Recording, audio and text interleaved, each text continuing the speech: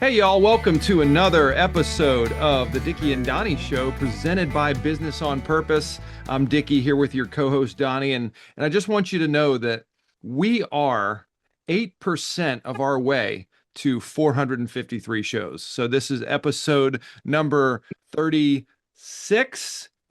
I'm gonna stop you there. Who are the best athletes to ever wear the number eight? 8%. Who are the best athletes to wear number eight? Number one, Best I feel is athletes. obvious, but just good athletes with the jersey number eight. You said, I feel like this is obvious, and I'm having a hard time answering. And so Wow. therein Okay. lies the problem. Was Tom Brady number eight? He was not, He never was not was. number Nope. eight. Okay. Mm-mm. Was Bill Belichick number eight? Whew, I don't know if they had numbers back then when he played. I'm not Hmm. sure. What answer were you thinking of there, Donnie? I am now sitting here thinking if there's any other low-hanging fruit. To me, it's bar none Kobe Bryant, who was number Oh, eight Big uh, Mamba. prior to being the Black Mamba. The Different than Black the Mamba. big. Shaq might have been the big Mamba, All but right, yeah, I've got Kobe the was list number here. eight. Yogi Hold on. I Berra, think Pete Rose might have been eight. He not may have on been. this list that I'm seeing.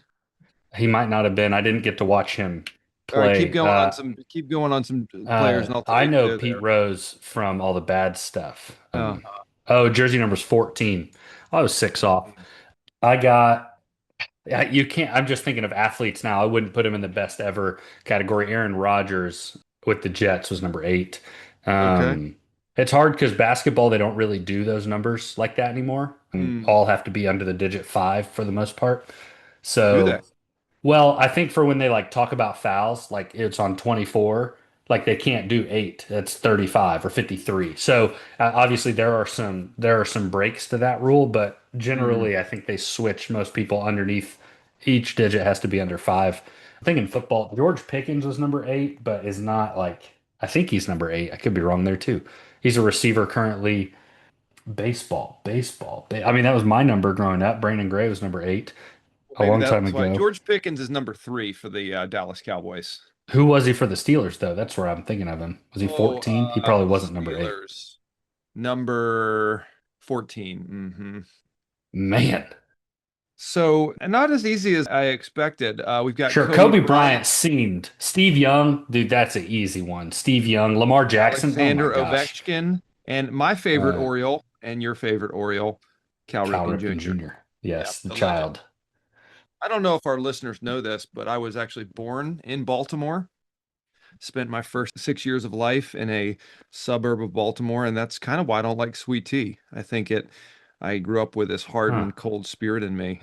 Then I moved Yeah. to Raleigh, North Carolina, made famous by the song Wagon Wheel, and there you have my life story. So, You want to know a fun fact about me, whether you do or not, you're going to hear it, is anytime I absolutely. hear a number that's like a two-digit number, right? If I hear 7,043, like oh, I don't know if I did this as a kid, I don't know when it started. I always separate it into two-digit numbers and try to identify the best athlete every time I go golfing. Mhm, Cart number 62, Jason Kelsey. Like without hesitation, I just what's the mhm. number and who's the best to ever wear it. Interesting. I don't have Every that single disease. time. I do think it's fair that you call it a disease because if I can't think of a good one, it affects me similar to that of a disease. But even like every address, right? Like a four-digit address, I will every time think I'll separate them into twos and think of the best athlete and the best athlete. That's how I remember passwords. That's how I remember phone numbers, is Mhm. I'll just list like athlete or I go to my college teammates and I'm like, boom, like my last four digits of my social security number I know from high school teammates because that's when I memorized it. I don't association maybe. Maybe you're used to seeing the numbers on people, looking for them on the field, and so Well, you've yeah, been I mean, trained. I think I could still tell you, like through college, if you listed a number, I could probably tell you who wore that number. 17. 17 was Wade Bertrand all through high school. All through high Mm. school was Wade Bertrand in college. Number two. I Number two, Justin Swider. That's too easy. Andrew Bowers after him, way too easy. Mm. Was that your teams you played for, your Division I football? That was Division III football. The first one was high school. The second one, it was Davis Skinner. First was the first number 17 when I was a freshman, but then I don't remember who in college did it, but the other two were college. That's an incredible memory you have.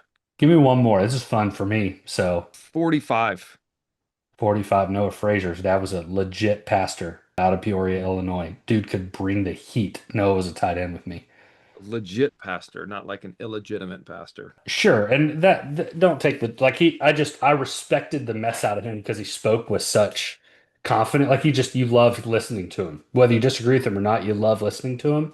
And I didn't disagree with him. He just like he was a gifted speaker Oh, see, who was a excellent. pastor. If that when I say legit, like he anytime he spoke, because Wheaton he played football for Wheaton way back in the day. So we Mm, would bring him back to do some stuff, and it was all so good. love it. Well, Donnie, what should we talk about today? I believe we're talking about an annual letter and one of our critical pieces of the end of the year Yeah. wrap up. Yeah, so we just got done. I guess, yeah, we're done now. So last week in November, as we're filming this, we got Thanksgiving coming up here in a little amount of days. But we do annual prep. We've talked about it before. I think we even addressed it a couple episodes ago. Of these are like critical, can't miss prep for next year. And one of those elements that we just walked through every client of BOP through is an annual letter. An annual letter. So, Dickie, break down what an annual letter is for the people. Yeah, so we have our owners write an annual letter, and I don't know, probably y'all are like me, are quite forgetful. So remembering the successes, the challenges, the things that have gone well this year, what we've accomplished. And we like to highlight certain contributors and people that have really made a difference, and speaking to just a level of encouragement and a thankfulness to the people that make our businesses great. So yeah, it's a letter that reviews wins, reviews the year, reviews maybe some numbers, some targets, some progress, some people, and looks at what's to come and what we're thankful for.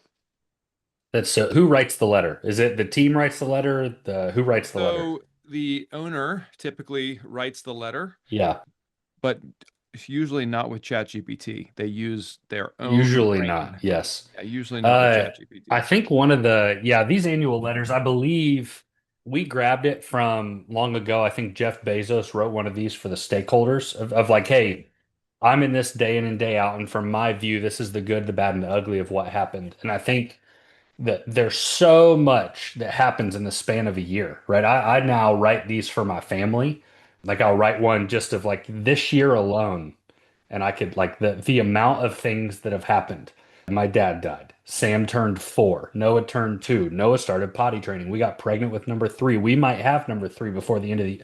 You think of all that, and then everything in between, right? We moved houses, or not this year. It feels like every year we move a house. We didn't this year, but you like all the nuances of it, and just to have a space to chronicle those things and say, hey, this was the year.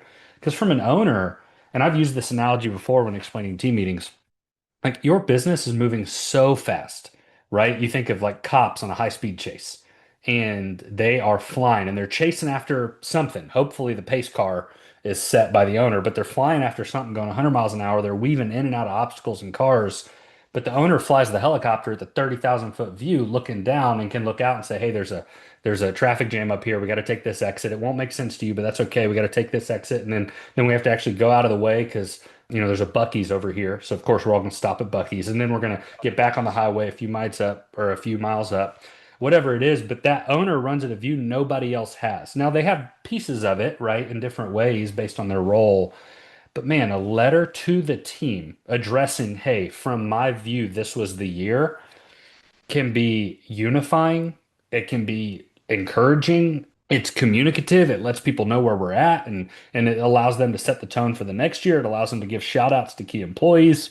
It also underrated value of this thing. It stretches the owner. Most of our owners find this very uncomfortable.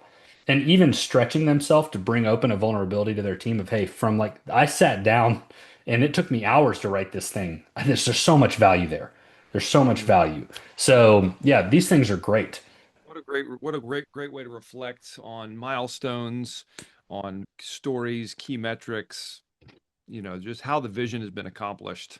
I love that. I think our most of our owners probably suffer from the gap in the gain book, always looking at the gap, not recognizing the gain, not recognizing the progress. So seeing the Yeah. progress in the business and appreciating those people that have made a difference, what a way to build the culture and rally the emotional engagement of everybody. Like, hey, we're in this Yeah. together. Yeah. I know there's probably some people listening like, yeah, I'm not going to do that. Where would you start? Right? You're coaching a client through, you probably had to do this in the last 3 weeks where someone was like, dude, I don't want to do this. And you're like, no, no, trust me. Like, you don't have to share it with your team if you hate it, but I do need you to actually do the exercise because of what it'll create and build up within you. Where would you encourage someone to start, Vicky? Like, where would you tell them, Yeah, the hey, first place I would start is from your vision story. So if you work with mm, us, you have a vision story, and I'd look through what have we accomplished this year that was on our plan. So if you have a yearly plan, a strategic plan, if you've got quarterly plans, rocks, what have you done? So like just look at some highlights. I'd look at your calendar. I go back and look at January, February, March, April. Remember some of the meetings you have, the sales things, the different mm, engagements, different just things you had calendared. And sometimes it's wild. I'll look back a year on my calendar, say, what was I doing this time a year ago? And I'm like, oh my gosh, I forgot about that client. I wonder what they're doing, or I forgot about mm. this work we did. So I think vision story or strategic plan, number one, calendar, number two. And then I'd look at processes. Hey, where have we built processes? Where have we changed things? Where have we changed people and grown roles, hired or fired, and looked at how the business has changed from a human resource perspective? How about I you? love it. Yeah, I think identifying the way we would typically do with a vision day, like when you have a whole vision day of like, hey, identify the green, yellows, and reds, like where have things, just off the top of your head, where have things gone really well? Where are things that we're like aware of? And then what are a couple things you could acknowledge? Like, hey, we had to trudge through this one a little bit together. I would do that. I would say what sticks out or who impressed you. Like, what is there about different people that impressed you? And if you have a small enough team, I think even up to 10, 15 people, like you have the opportunity to shout everyone out in a way of what stuck out to them. I know for some of mine, like I got some that are up in the 30, 40, 50 number of employees. That's really hard. So maybe finding the people that are not your core leaders, but the tech that goes behind all the construction crews and cleans up that works for you, like just what it can do for people and ways of encouragement and whatnot. But just find a couple of those and then just start writing. Like, what are you thankful for? How would you address your team? If you woke up and you were in front of your whole team and it was like, hey, so and so is going to tell us about how your year went. Look, what are some things that you would naturally say? And just start writing them down. And I've seen these, and I'm sure you have too, Dickie. Man, I've seen these things look 100 different ways. If you have 100 owners, you got 100 different annual letters. They have different styles, different formats, right? I got one, it's about 4 to 5 pages, paragraph form, and like it's awesome. And then I got one that's 2 paragraphs, but the meat in those and the uncomfortability he went through, like it's perfect because his team knows him. Right. So his team knows what that is. And the guy who did 4 to 5 pages, his team knows he's wordy. So it makes sense. I think we always make fun of Dot BB because he is a wordsmith and his annual letters can be really long. I think the year before you were here, it was like 11 pages. My He first won a one, Grammy for um, his recent yeah, it nominated at annual least letter. Nominated for for the sure. Grammy Awards. Yeah. Or was it a Tony? I can't remember. He was I don't know the nominated for difference between something. any of those. Tony Gonzalez is a great anytime you see, what was it, number 85? Is that Tony Gonzalez? Was he Yeah, 88? the Tony is it's about plays, I believe. So it's Well, the Tony Oscar. Gonzalez was all about making plays, if I remember correctly. That might be the way I remember that Put forever. them. That I'm not kidding. If that's what Emmy, Oscar, Tony, what does a Academy Awards is Tony Oscar. It's an award EGOT. mean? I know the EGOT, John, Grammy's music. Emmy, an Grammy, annual Oscar, award that Tony. celebrates achievement in live American theater, plays, Mhm. Broadway. Dude, Tony Gonzalez made plays, so a Tony goes to somebody. Speaking But of plays, have you heard of Tony Gonzalez? dude, I like forever. Okay, I don't know the rest of them other than Grammy's musical, right? Like Grammy. Eminem would win a Grammy, Hmm. and an Eminem weighs about a Grammy. So perfect. I Hmm. got that. An EGOT, Emmy. What is it? Emmy, like movies? Emmy is I think it's like television and shows. Yeah, like Emmy some of that popcorn. Emmy, Just Emmy some Grammy, more of that. Oscars, movies, and Tony is What's the difference live between movie Oscar and adjusted. Emmy? Yeah, Oscars, movies, Emmys like daytime television and Prestigious award for in television recognizing achievement. And so they you separated don't those need two Google, movies. bro. Can you just ask me directly instead of Googling that? I'd appreciate it. You have no proof that I Googled that. You have zero proof that I Googled. I'm gonna take an inference on this one, and yeah. I mean, you got so lucky. on this one. This very moment, you got lucky that I did Google it, but you have no idea what I did with it. So, okay, So I typed in right, what does an Emmy mean, and this is what Google said. Who's the first Korean actor to win an Emmy award? Dickie. If you get this right, I will Venmo you $7, which should cover the first Korean actor, to win an Emmy. North or South Korea? Can you give me the year? Would that be fair? I'll take a $2 2022. 2022 In what I Korean. would argue was a COVID-based show. Oh man. I'm not going to get it, but I really want to try, but I don't know. I really want you to try. I don't know any Koreans. That's my problem. And I don't know actors generally. I want you to try to pronounce a Korean name. You might get closer than you think. No, I'm not going to try. I'm going to cancel myself if I try. It was Lee Jung Jae for Lee Jung who Jae. Who is he? outstanding lead actor in Squid Games. Oh, yes.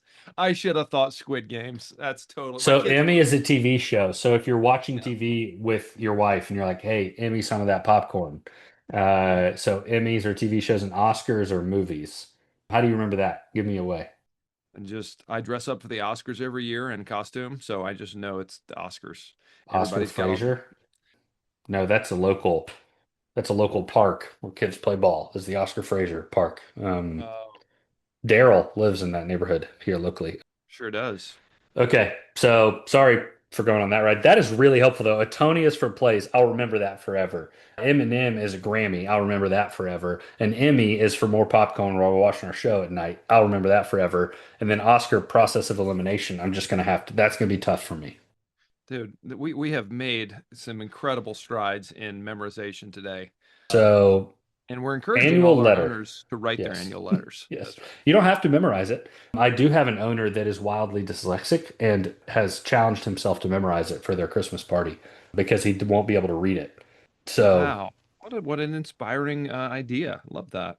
yeah, it's good. It's like a creed. I kind of like the idea of speaking video too. Like even if you read it or just like creating a video. I don't know. That sounds fun to me. Well, yeah, let's talk about this. So you get an owner that finally writes it, right? How would you coach him when he's like, "Well, what do I do with it now?" Like, what are some of the things that or the ways that people would share their annual letter with their team?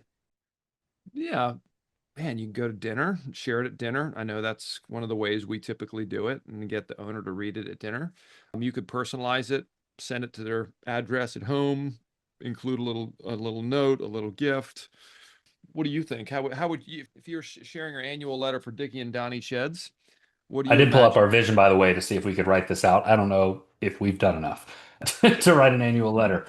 And I don't say that because our business hasn't done enough. So if you're out there thinking, well, we didn't really do anything this year, we've not had enough time as actually saying this is a business to do this. So, We're not even um, incorporated as a business. nope, not till we have a process. I've seen it done a number of ways. If I were to do it with my, and I do think your personality runs into a little, like I would want to say it in front of my team, not because I want to have my voice heard. For me, that would be like the most vulnerable I could get is to be like, I'm in front of you speaking this, or it'd be really emotional for me. I think I have some people that are not talkers, but are feelers, and they have sent, they've printed it out, sent it in a letter with a handwritten note to each, like they have a handwritten note to the individual with the folded up annual letter. Wow, And I had one beautiful. include a gift card for him and for them and their spouse. Didn't it be he? But it was like that was kind of one of the gifts of the year. You get your annual letter, a handwritten note, and $100 gift card to go do this, and that's how he chose Mm, to like share it with his team. So I thought was fine too. I do think there's a video option, like for some of our construction clients who have self-perform and have teams all over the general region. It's gonna be hard to get them all in person. Probably still worthwhile, but I think sharing it to some extent and then maybe even doing a video for the rest, like you were saying, I think there's value there. Then you have it chronicled multiple ways, like a process. You have the video of it and the written version of it. So yeah, and there's probably a few different areas or options there, but I think the key is just once you write it, you'll know how you should share it. I think mm. that's across the board what we're seeing. So That's beautiful. Well, just one quick thanks. shout out to Hunter's Contracting in Virginia, who is a shed dealer and has been selling sheds in the past. and has connected us to a distributor and wholesaler of sheds. And so I'm learning possibly, this for the first time right now. dude, I texted this to you. All you said is he used to do sheds. Well, that's basically this what I just said. You didn't say he's willing to help. You didn't say he offered anything other Oh, than that I mean, he's information. always willing to help. He was like, "Hey, yeah, anything you need." But I'm just going to It's call news to their, me. well, it's news to me too. I'm kind of making this up on the spot, but I'm going to I'm call great with them it. That's and right. go. I'm going to get on with them as a distributor and figure out their pricing, and we'll be drop shipping in no time. So they've got some beautiful ES and S's, setups baby. I love it. I love it. We actually, Dickie and I have talked about we will be in the same area next week. next Um, week. 1 week away. I think, right? Yeah, next 7 days and 12 hours till I see you face to face. Truly. More or less. I We'll be can't in a, wait to see you at 2 a.m. next Tuesday. I can't wait. Uh, okay. Well, okay.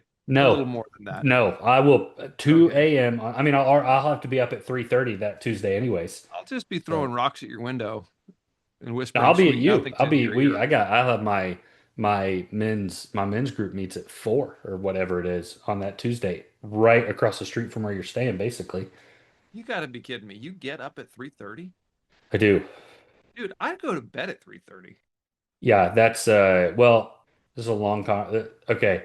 You will understand my take on this after I share this the way that I share it. We have to I meet in the don't think I morning will.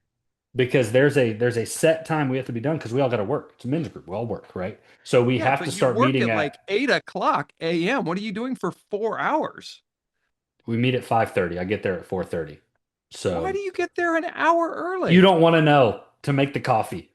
It takes an hour to make I know. coffee? No, our coffee maker in the office, thank goodness for Arthie, takes less than 4 minutes from the time you hit go for it to be a full pot. But here's what I do. I don't have a ton of one on like alone margin. So for me to like if I'm already gonna to me, if I'm gonna wake up at 4:45 to leave the house by 5 to get there at 5:15 to make the coffee for 5:30, like Hmm. I would rather accept the 45 minutes less of sleep and have an hour of just like and Okay. maybe we have some material we do every week for this group.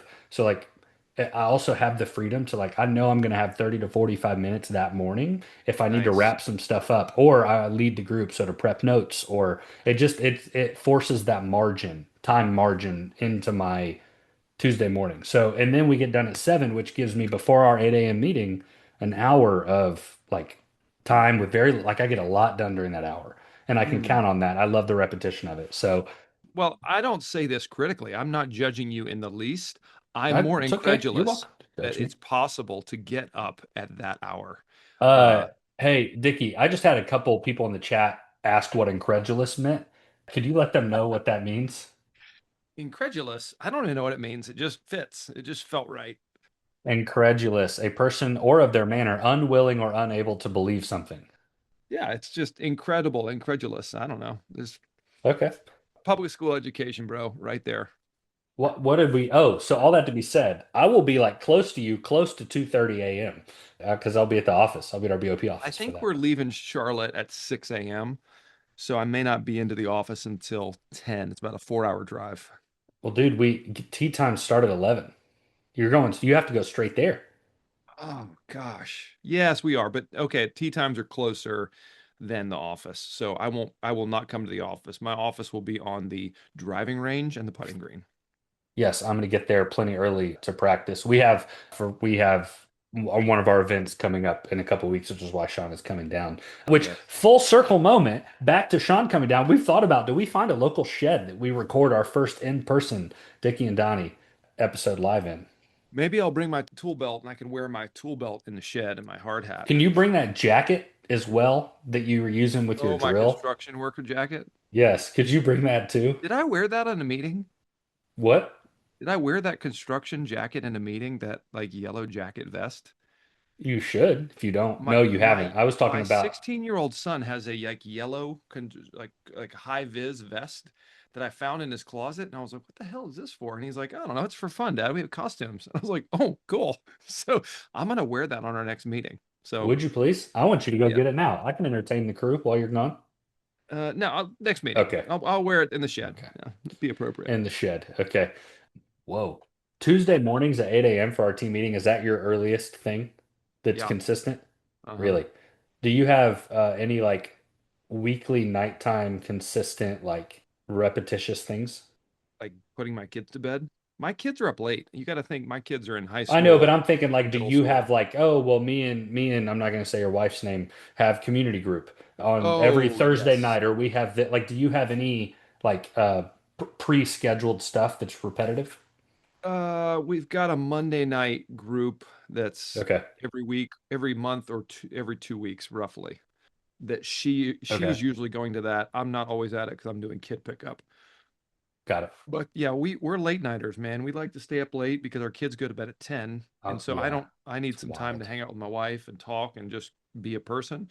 So we're usually in bed by about 11 or so. Dude, I love hanging out late, like staying up Mm. late, and that's like my wife is sleeps more than any human I've ever met. She's well rested, but she goes to bed relatively early, and that girl sleeps all night long.